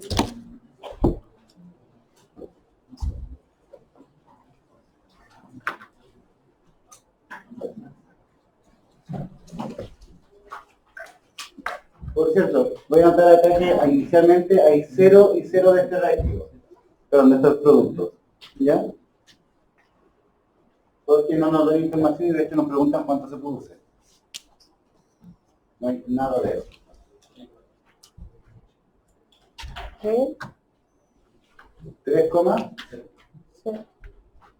¿y tanto? 0,05. 3,005 o sea 3,01. ¿Cierto? Acá, 4. No tabla de punto. 0,00 para hacer puntos. ¿Qué sigue?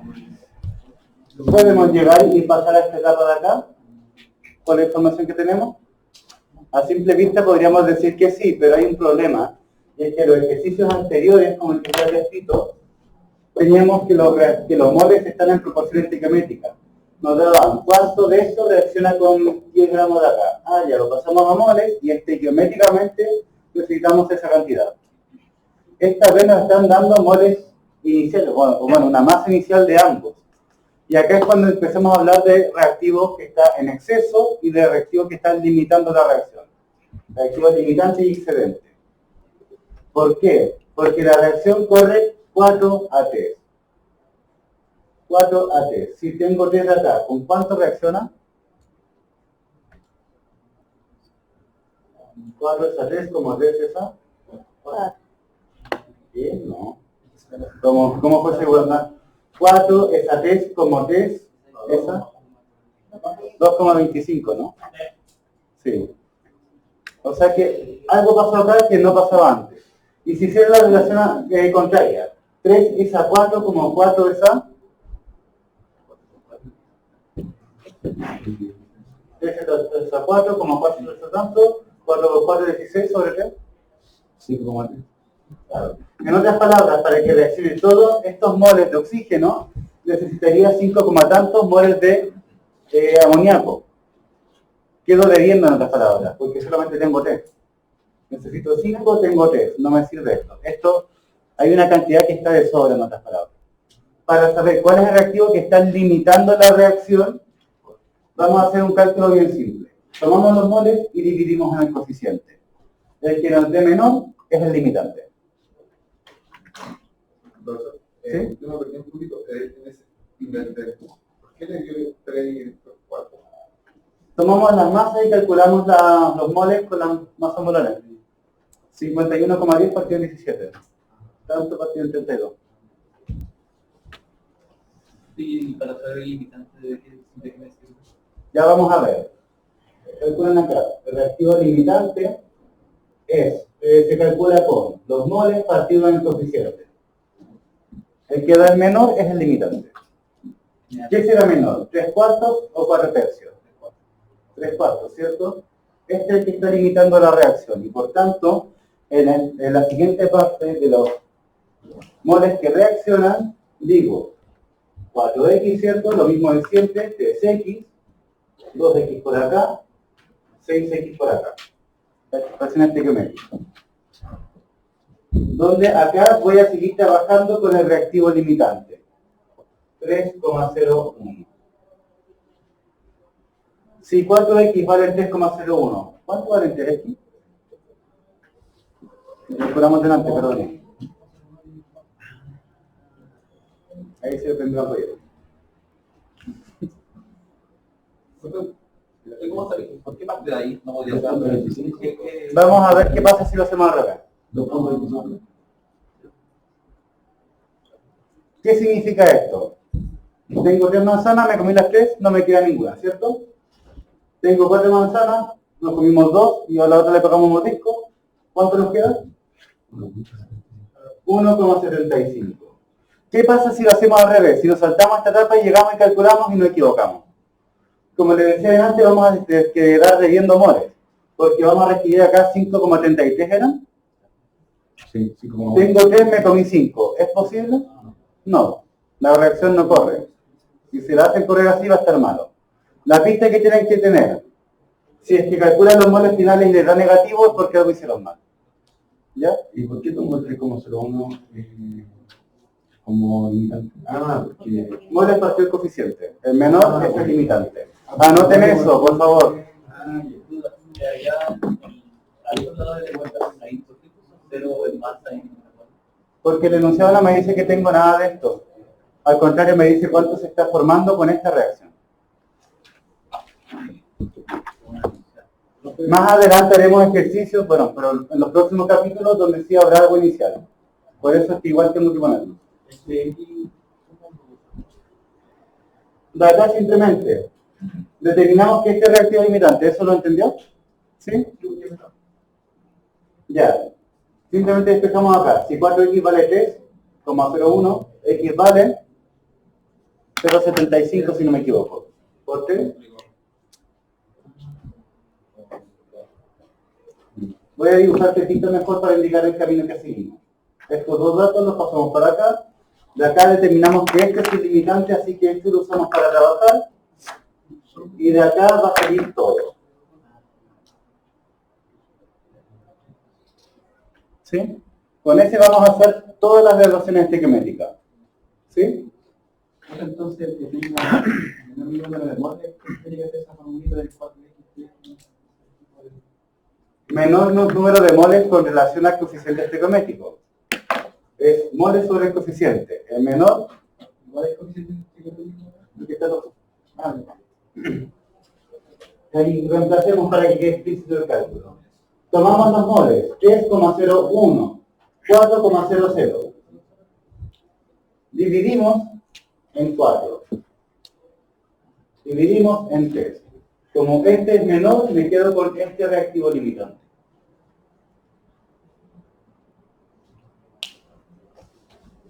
¿Lo ven?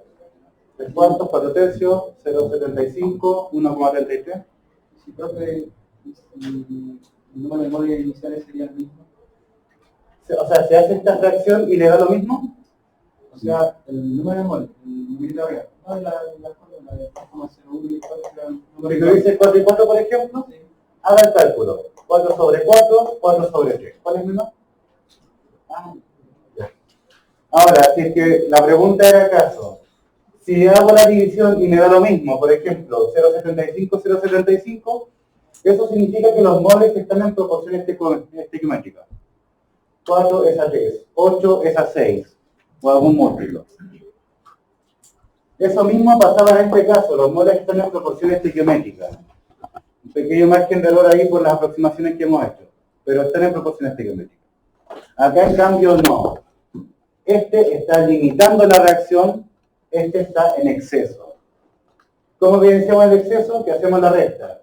Lo que había menos lo que consumimos, medio cero. Lo que había menos lo que consumimos, me sobró algo. Me sobró una cantidad.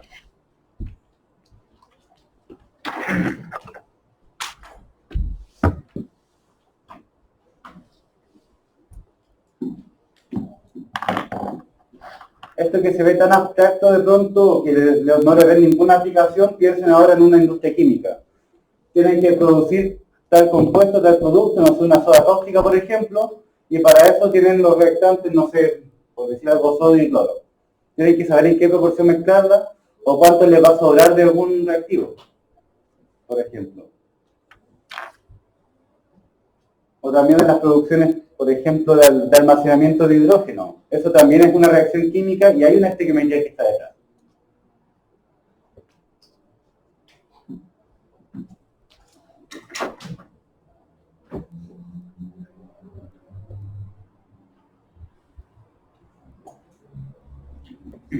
¿Cómo se llama ese factor que acompaña a la general? El 4 sí.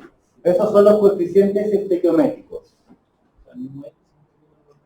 Y ese es el número que nos está acompañando acá abajo, en la sección de moles que reaccionan, o el coeficiente que se reemplaza allá abajo. Ahí respetando el color. Tomen apunte, tomen nota de eso. Y quienes ya lo entendieron, si quieren pueden ir calculando el resto. Porque ya que conocemos cuánto vale X, podemos despejar cuánto se forma de resto.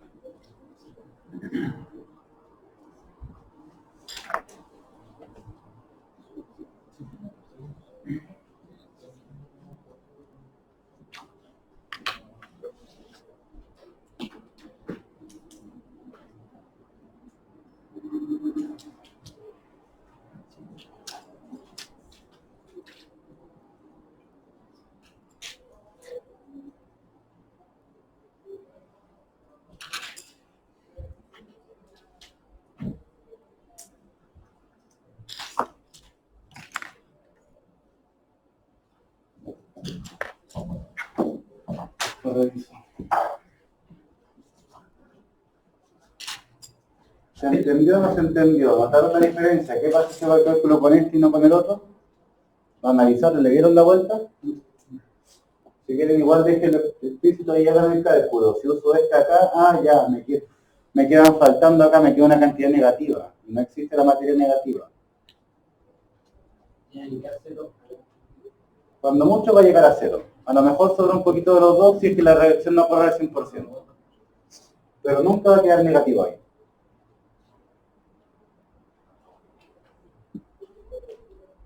Por cierto, en este curso no vamos a ver rendimientos de reacciones, porque ahí ya sería tomar esto mismo y darle una vuelta más todavía. Vamos a llegar hasta acá solamente con el reactivo limitante y excedente.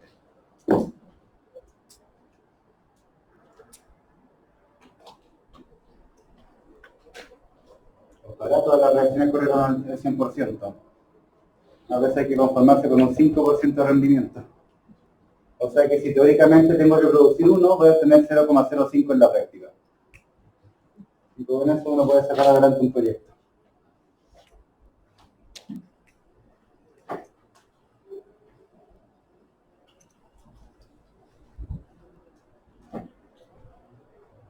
Bien.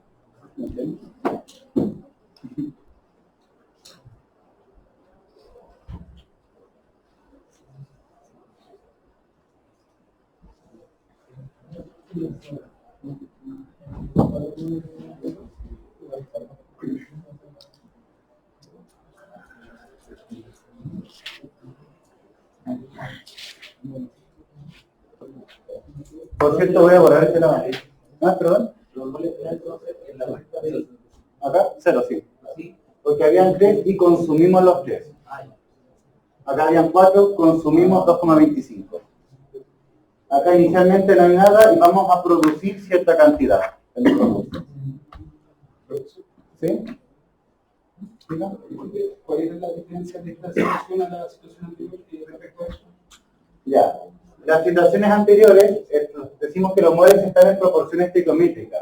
¿Qué significa eso? Que respetan los coeficientes de acá. 2 reaccionan con 3. 0,416 reacciona con 0,625. ¿Ve que es la misma proporción? 2 es a 3 como tanto es a tanto. En cambio, acá no se cumple eso.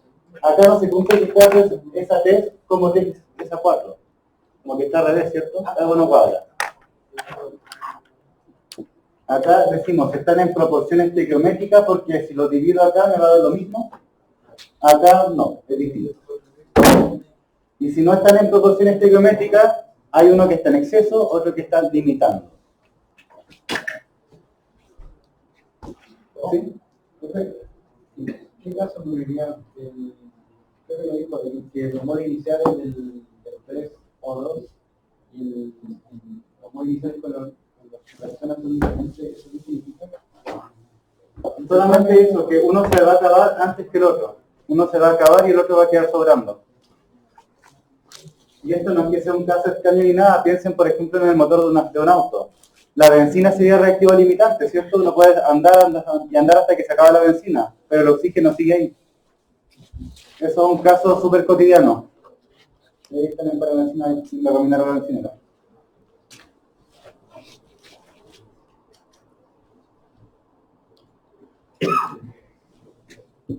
El oxígeno, en general, en una combustión es el reactivo excedente. ¿Para qué sirven los moles finales? Ya vamos a ver por qué los ponemos. De pronto le puede preguntar, ¿cuánto sobró de tal reactivo? ¿Eso tiene más de cuánto? ¿Qué cosa? En los usos de Sí, podemos calcular la masa que sobró. ¿Acá cuánto sería la masa?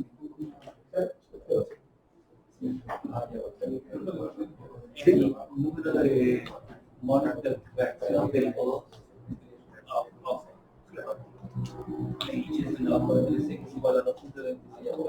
¿Sí? Sabiendo que este es limitante, reemplazamos acá. 4x vale los moles de reactivo limitante. Calculamos x, ¿cierto? X vale 3 cuartos, 0,75 por 3. Nos tratamos.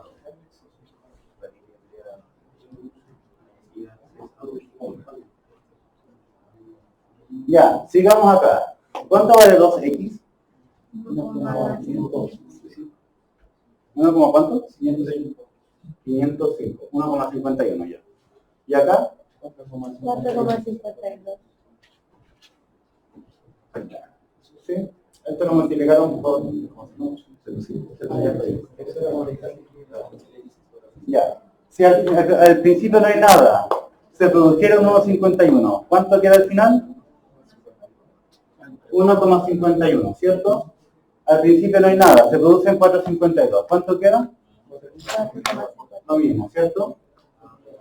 ¿Por qué lo digo así aunque suene obvio? Porque quiero destacar que acá es una suma. Es lo inicial más lo producido. Acá es lo inicial menos lo consumido durante la reacción. Y bueno, finalmente tenemos que calcular. Tenemos los moles, calculamos la masa y terminamos el ejercicio. ¿Dónde va a sacar los moles finales? Pasarlo a gramos, tiene que ser 1,75 por la masa molar, ese gramo.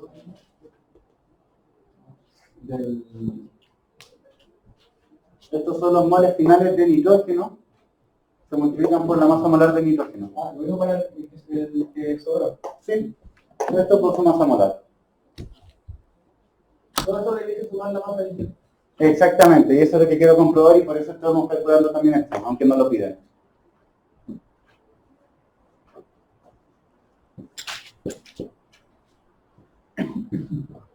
Teóricamente debería ser igual. Les adelanto que muy probablemente no será así.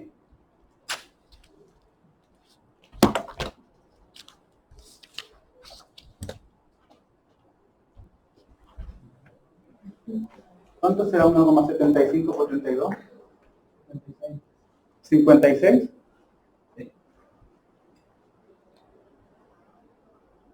¿Coma cero? Creo que sí, ¿cierto? Son 7 cuartos por un montón de cuartos.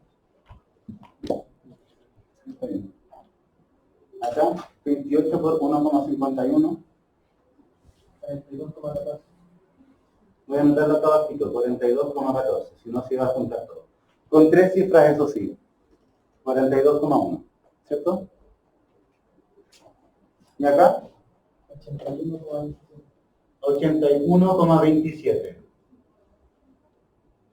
Eso. Tenemos la masa que nos pedían, ¿cierto? La voy a marcar para que se entienda que ese es el resultado final. Y además vamos a revisar que se cumpla la ley de la conservación de la materia. Permiso, voy a borrar acá.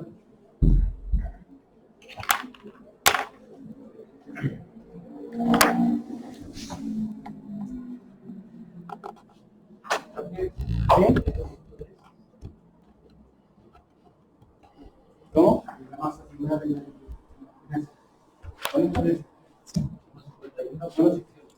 ¿Sí? ¿Cuánto le da? 42,28. 42,28. Tómate entonces, ahí es decir.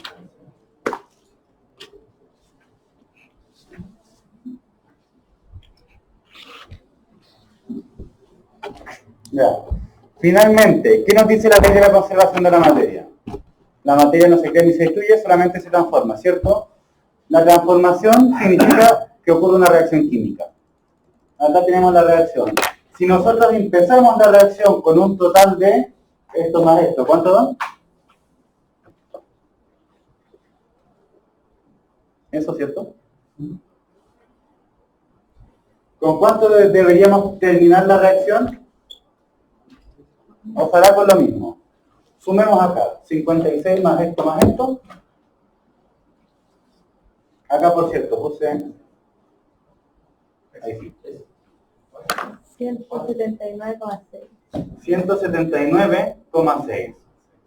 Nos da exactamente lo mismo y no quiero que se asusten con eso, por eso lo estoy haciendo así.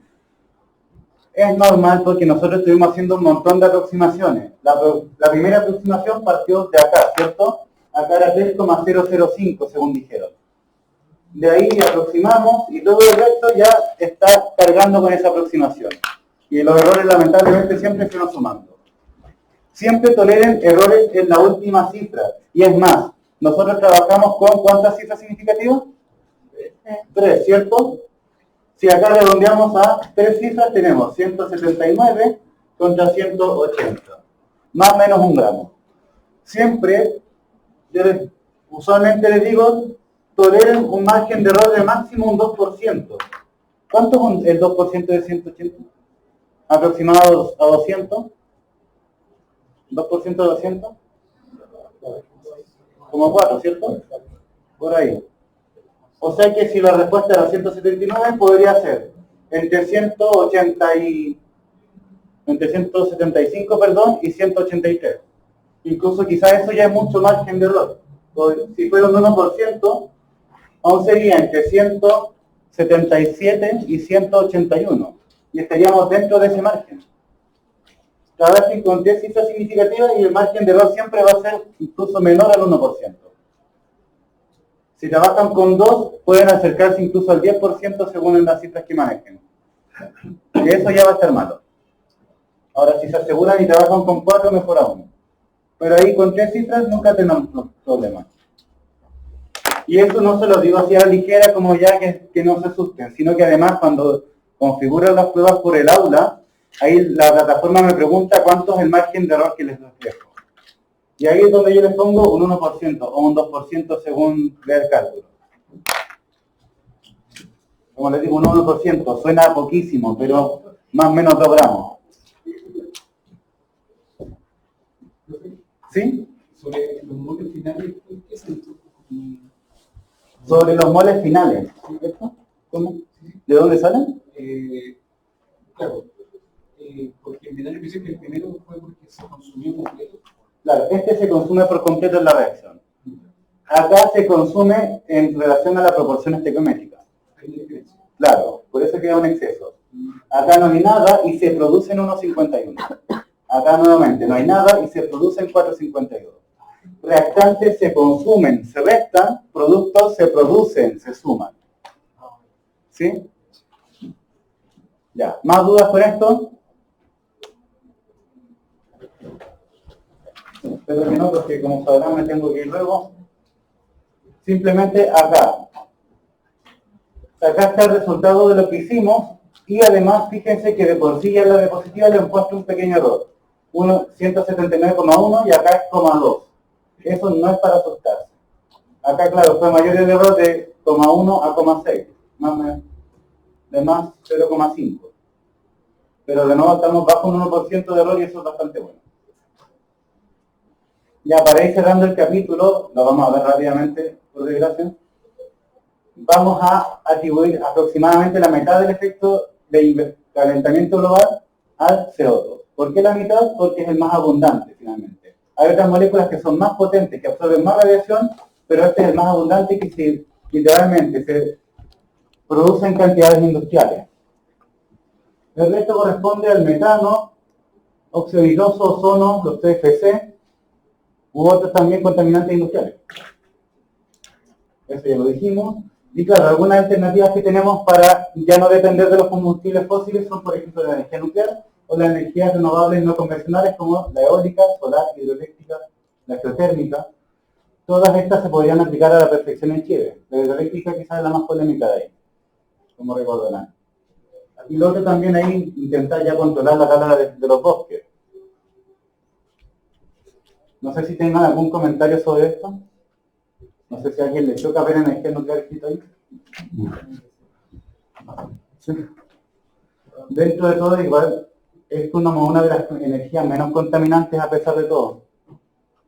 Y también de las más estables, porque toda la demanda eólica depende de las corrientes de vientos que haya cada día.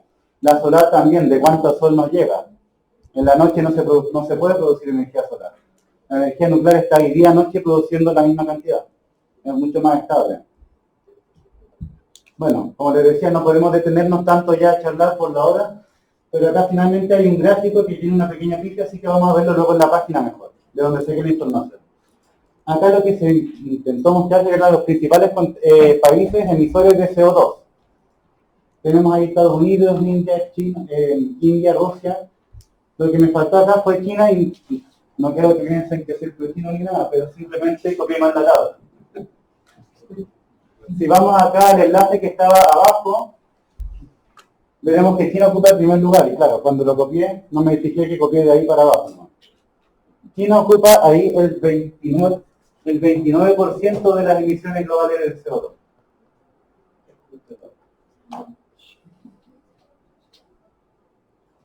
Oh, qué lata, se tapó. Ahí tiene la X. ¿Dónde? Ahí.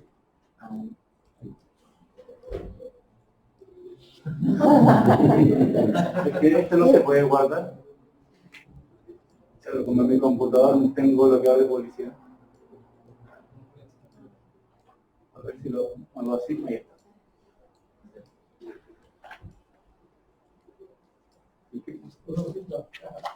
Ahí está. China ocupa, entonces, emite el 29% de las emisiones globales de CO2. Dentro de todo, tampoco suena tan terrible a pesar de lo que suena, ya 29% es un montón. Pero ¿qué pasa? Que China es un país tremendamente poblado. Si nos vamos a la emisión per cápita, China ya desaparece en los primeros lugares y aparecen otros como... Está al revés.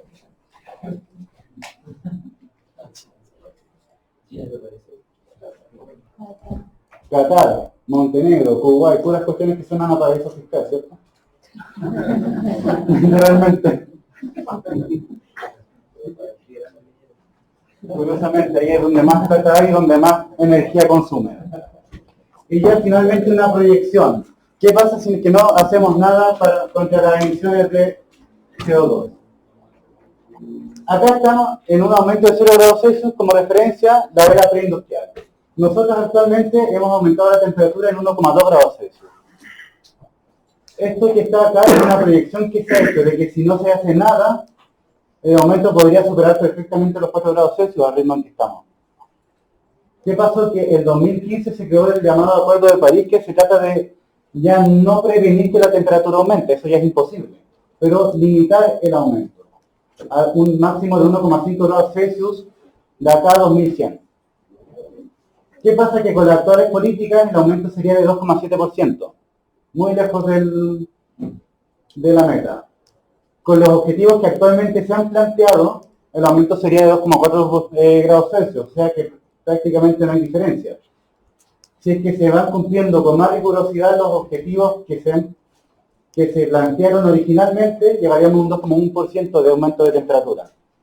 Y ya en el mejor de los casos un 1,8%, pero no, de nuevo, estamos al lado. Ya difícilmente llegaremos a eso. Estos no son datos exactos, fíjense que siempre hay un margen de error en los cálculos. Podría perfectamente llegar de acá a 5 a 6,3 grados Celsius. Eso es como una desviación estándar. ¿Para qué va a hablar de estadística? Simplemente, fíjense ahí, que también mientras más acá, más pequeño el rango, más exacto podría ser. Y bueno, acá está la fuente, si quieren revisarla, eso sí está en inglés, pero no es tan terrible. Eso pues, no sé si tienen algún comentario extra. ¿Sí? Yo creo que sabes que la isla está cuando hay que Sí. Sí. Ah, no sé si subí la guía del capítulo 3, que eso lo veríamos el lunes. Voy a revisar que esté, ¿ya? Pero a priori diría que sí. Eso pues, dejamos hasta acá.